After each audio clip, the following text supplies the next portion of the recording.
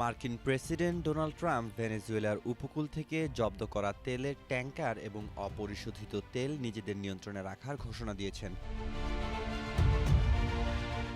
ফ্লোরিডায় সাংবাদিকদের সঙ্গে আলাপকালে তিনি জানান, এই তেল যুক্তরাষ্ট্রের ব্যবহার করা হতে পারে অথবা বিক্রি করে দেওয়া হতে পারে। মূলত নিকোলাস মাদুরো সরকারকে পদত্যাগে বাধ্য করতেই ওয়াশিংটন এই অর্থনৈতিক ও সামরিক চাপ সৃষ্টি করছে। ট্রাম্পের অভিযোগ, ভেনেজুয়েলা তেলের অর্থ মাদক কারবারে ব্যবহার করছে, যদিও কারাকাস এই পদক্ষেপকে জলদস্যুতা বলে নিন্দা জানিয়েছে।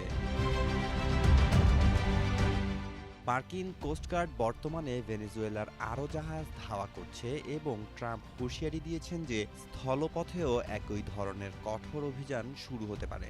মাদুরো সরকার এই মার্কিন আগ্রাসনের বিরুদ্ধে জাতিসংঘে জরুরি অধিবেশন ডাকার অনুরোধ জানিয়েছে। জানুয়ারি থেকে ট্রাম্প মাদুরোকে ধরিয়ে দিতে পুরস্কারের অর্থ দ্বিগুণ করেছেন এবং ভেনেজুয়েলার উপর কঠোর নৌ অবরোধ আরোপ করেছেন।